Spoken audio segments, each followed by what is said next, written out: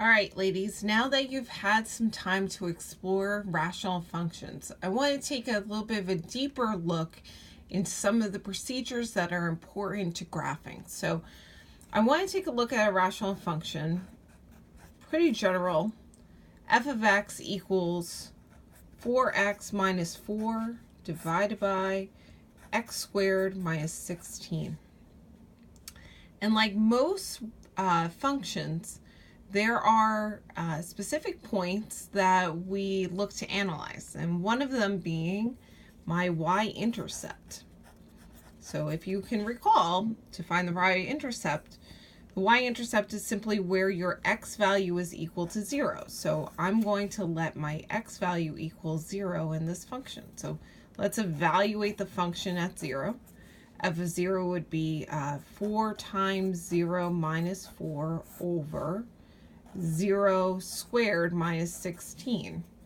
And the zeros eliminate, and we're left with negative 4 over negative 16, or 1/4.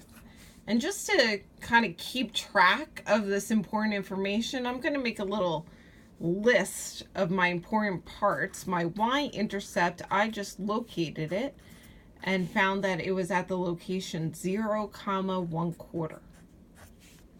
All right, so the next important point is the x-intercept. Okay, so how do we evaluate the x-intercept? Well, the x-intercept is when the function's output is 0. So I'm going to let my function equal 0, 4x minus 4. You're going to love this math. This always works out so nice. So to solve this equation, I would multiply both sides by x squared minus 16, multiply by x squared minus 16, and notice how nice this is. What's 0 times any expression, any value you want? It's always 0. So I have 0 equals 4x minus 4, and it becomes a much easier problem to solve. Add 4 to both sides.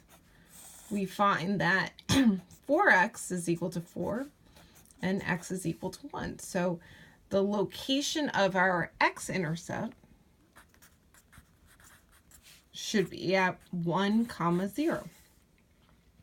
Okay, so really important features of this rational function. But I want to draw your attention to something else that's quite important. And that exists in the fact that we have a value of x in the denominator. Okay, so why is this important? Well, there's a fun little tidbit that you should have recognized when you were doing your investigations, and that's that any fraction can never be divided by 0. So it causes this really funky little thing that happens to your graph. So there are domain restrictions to this function. I can't let my x value equal 0. So this is something we call a vertical asymptote, and we're going to be exploring them a little bit more tomorrow in class. But really the concept is that my value of x is not able to equal 0. So I'm going to solve this not equal to equation very similarly to how I would solve any quadratic equation. I'm going to square root both sides, and I'm going to find out that I cannot have a value of x that's equal to plus or minus 4. That's very interesting. This is something we call a vertical asymptote.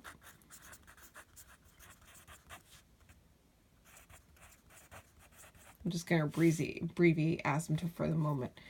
X is not allowed to equal 4, and x is not allowed to equal negative 4. And I already pulled this up on Desmos. So I'm going to bring you guys over to my computer. So this is the function. You're going to notice y equals 4x minus 4, and then divided by x squared minus 16. And you're going to see some of the features. So here, I want you to notice, if I can actually pull it up. Come on, little graph. Haha. All right, so notice my x-intercept is at 1, 0, and look at my y-intercept. It's at 0, 0.25. Isn't that what we found for our y-intercept and our x-intercepts? You're also going to notice something strange that also happens in this function. This function is not continuous. There seems to be some breaks that exist in our function. Take a look at -1, 2, 3, 4. Notice how the graph never intersects at -4, nor does it at +4. These imaginary lines that the graph kind of trends to but doesn't actually hit is called a vertical asymptote. And these are some of the topics that we're going to be discussing tomorrow. But for tonight's assignment, all I'm asking you to do is analyze functions locating their x-intercepts, their y-intercepts, and identifying where the vertical asymptotes are. Happy math!